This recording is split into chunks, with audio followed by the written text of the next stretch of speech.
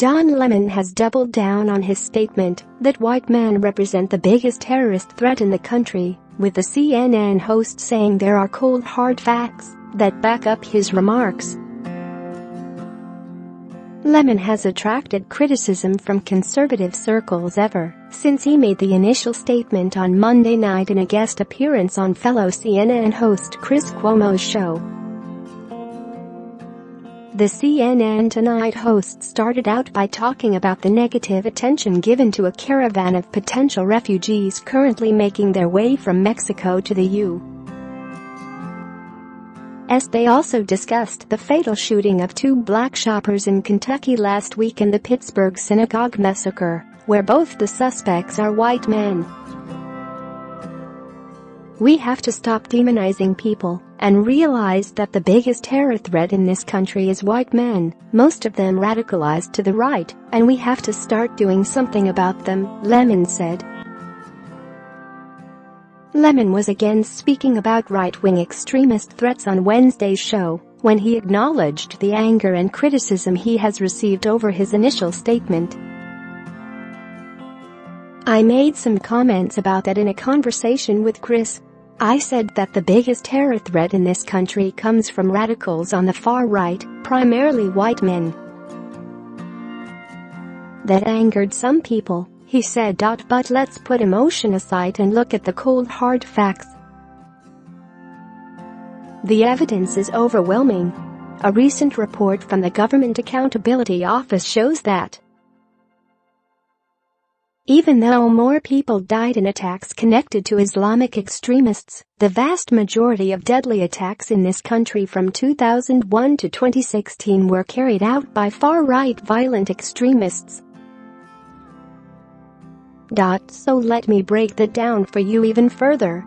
Their analysis shows that for every 8 deadly attacks by right-wing extremists, there were 1 by left-wing extremists, he said. Those are the facts. So people who are angered about what I said are missing the entire point. We don't need to worry about people who are thousands of miles away. The biggest threats are homegrown. The facts prove that. CNN has declined to comment about Lemon's remarks. His initial comments from Monday were not widely noticed until Ryan Saavedra, a reporter for the conservative news outlet Daily Wire, posted a clip of the exchange on Twitter late Tuesday. It quickly drew backlash from the right. Disgusting. Imagine the outrage if you changed white men with any other demographic, tweeted Donald Trump Jr.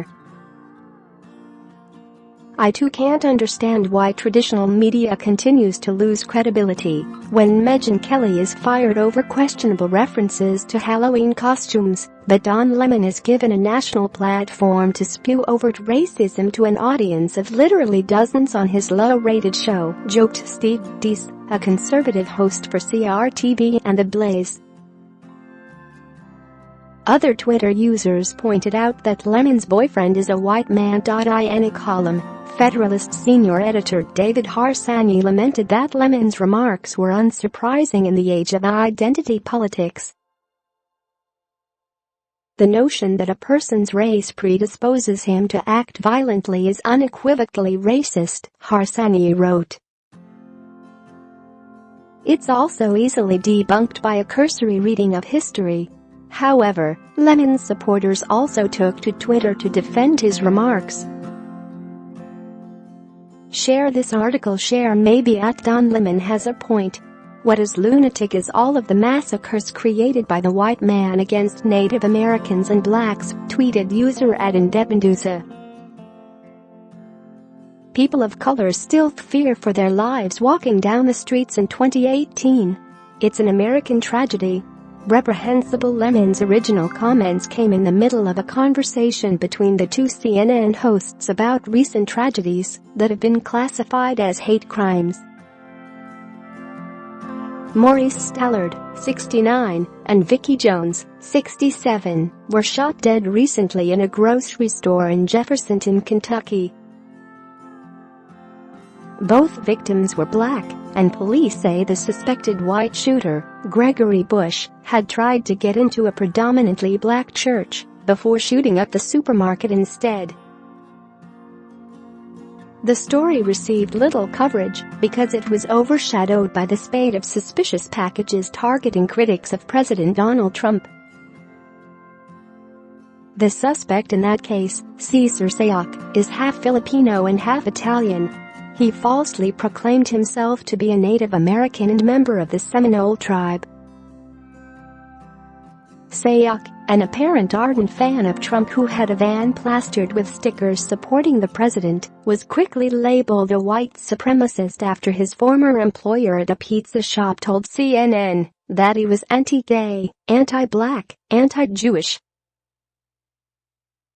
In the latest attack, Robert Bowers stormed the Tree of Life synagogue in Pittsburgh and murdered 11 people.